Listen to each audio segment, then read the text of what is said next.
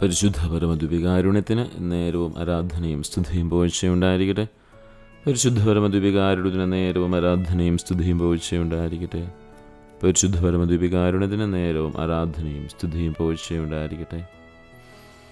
ഈ പ്രഭാതത്തിൽ നമുക്ക് തമ്പുരാൻ്റെ വലിയ സ്നേഹത്തിനും അവിടുത്തെ വലിയ ക്ഷമയ്ക്കും നമുക്ക് പ്രത്യേകമായി നന്ദി പറയാം. അവിടെ നമ്മെ സ്നേഹിക്കുന്നത് കൊണ്ട് നമ്മുടെ സകല പാപങ്ങളും അവിടുന്ന് നമ്മോട് ക്ഷമിക്കുന്നു. അവിടുന്ന് നമുക്ക് വേണ്ടി പാടുപെടുക സഹിച്ച് മരിച്ച് ഉദ്ധാനം ചെയ്തു. ഈ പ്രഭാതത്തിൽ ഈശോയുടെ സ്നേഹവും ക്ഷമയും ഒന്ന് ധ്യാനിക്കാം. ഈശോയുടെ ജീവിതത്തിലേക്ക് നാം നോക്കുമ്പോൾ അവൻ്റെ സ്നേഹവും അവൻ്റെ ക്ഷമയും വേർതിരിക്കാനാവാത്തതാണ് നാം കാണുന്നു. സ്നേഹിക്കുക, ഈശോയ്ക്ക് വേണ്ടി എപ്പോഴും ക്ഷമിക്കുക എന്നാണ് അർത്ഥമാക്കുക. സ്നേഹിക്കുക എന്ന് പറഞ്ഞാൽ ഈശോയ്ക്ക് വേണ്ടി എപ്പോഴും ക്ഷമിക്കുക എന്ന് തന്നെയാണ്. ഈശോയെ സംബന്ധിച്ചിടത്തോളം ക്ഷമിക്കുക എന്നത് അവൻ്റെ സ്നേഹത്തിൻ്റെ ഏറ്റവും ശുദ്ധമായ പ്രകടനമായിരുന്നു. സുവിശേഷങ്ങളിൽ നിന്ന് നമുക്ക് ഇത് വളരെ വ്യക്തമായി കാണാം. കുരിശിലവൻ സങ്കല്പിക്കാനാവാത്ത വേദന അനുഭവിക്കുമ്പോൾ അവൻ്റെ സ്നേഹം ഈ വാക്കുകൾ പറഞ്ഞു: പിതാവേ, ഇവരോട് ക്ഷമിക്കണമേ, എന്തെന്നാൽ അവർ ചെയ്യുന്നത് എന്താണെന്ന് അവരറിയുന്നില്ല. ലൂക്കായുടെ സുവിശേഷം 23-ാം അധ്യായം 34-ാം വാക്യം. തളർവാദ രോഗിയോട് അവൻ പറഞ്ഞു, നിന്റെ പാപങ്ങൾ ക്ഷമിക്കപ്പെട്ടിരിക്കുന്നു. മർക്കോസ് 2:5. അതവൻ്റെ ഹൃദയം സ്നേഹവും അനുകമ്പയും നിറഞ്ഞതായതുകൊണ്ടാണ്. പത്രോസ് 3 പ്രാവശ്യം അവനെ തള്ളിപ്പറഞ്ഞിട്ടും ഈശോ അവനെ ശാസിച്ചില്ല. പകരം തടാകക്കരയിലെ തീയിൽ അവൻ വെറുതെ ചോദിച്ചു, നിനക്ക് എന്നെ ഇഷ്ടമാണോ? യോഹന്നാൻ 21:15-17 വാക്യങ്ങളല്ല. സ്നേഹത്തിൽ വേരൂന്നിയ ക്ഷമയോടെ പത്രോസിനെ പുനഃസ്ഥാപിക്കുന്ന, തിരിച്ചു കൊണ്ടുവരുന്ന ഈശോയെ നമുക്ക് കാണാൻ സാധിക്കും. പഴയ നിയമത്തിൽ ദൈവത്തിൻ്റെ സ്വഭാവം കരുണയുള്ളതായി ഇതിനകം തന്നെ വെളിപ്പെടുത്തിയിട്ടുണ്ട്. കർത്താവ് കരുണയും കൃപയും ഉള്ളവനാണ്, കോപിക്കാൻ താമസമുള്ളവനും അചഞ്ചലമായ സ്നേഹത്തിൽ സമർത്ഥനുമാണ്.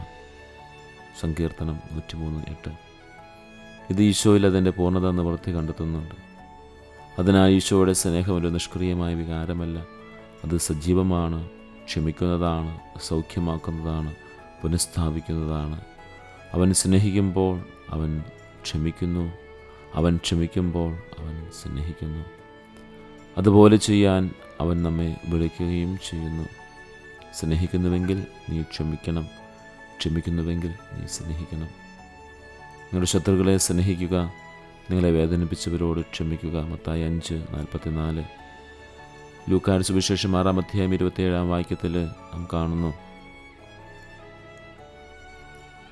ശത്രുക്കളെ സ്നേഹിക്കുക, വേദനിപ്പിച്ചവരോട് ക്ഷമിക്കുക എന്ന്.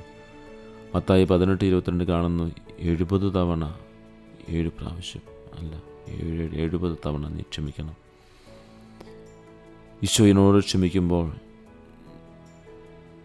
അവൻ എന്നെ ഏറ്റവും ആഴത്തിൽ സ്നേഹിക്കുന്നുവെന്ന് ഞാൻ തിരിച്ചറിയുന്നുണ്ടോ? ക്രിസ്തുവിനെ പോലെ മറ്റുള്ളവരോട് ക്ഷമിക്കാൻ ഞാൻ തയ്യാറാണോ? അവൻ ആദ്യം നമ്മെ സ്നേഹിച്ചതിനാൽ ഞാനും സ്നേഹിക്കാൻ കടപ്പെട്ടിരിക്കുകയാണ്. 1 യോഹന്നാൻ 4:19. പലപ്പോഴും തെറ്റുകളുടെ രേഖകൾ സൂക്ഷിക്കുന്ന ഈ ലോകം തെറ്റുകളുടെ ഒരു രേഖയും സൂക്ഷിക്കാത്ത ഒരു ജീവിതത്തിലേക്ക് ഈശോ ക്ഷണിക്കുകയാണ്. രേഖകൾ സൂക്ഷിക്കുന്ന ലോകം, സ്നേഹം തെറ്റുകൾ ഒരു രേഖയും സൂക്ഷിക്കാത്ത ഒരു ജീവിതം. 1 കൊറിന്ത്യർ 3:13-5 പറയുന്നു, ക്ഷമയെന്നത് യഥാർത്ഥ സ്നേഹത്തിൻ്റെ കവിഞ്ഞൊഴുകലാണ്. ഈശോയുടെ സ്നേഹവും ക്ഷമയും 2 വ്യത്യസ്ത സമ്മാനങ്ങളല്ല, അവ വിശുദ്ധ ഹൃദയത്തിൽ നിന്നും ഒരുമിച്ചൊഴുകുന്ന ഒരു നിർച്ചാലാണ്.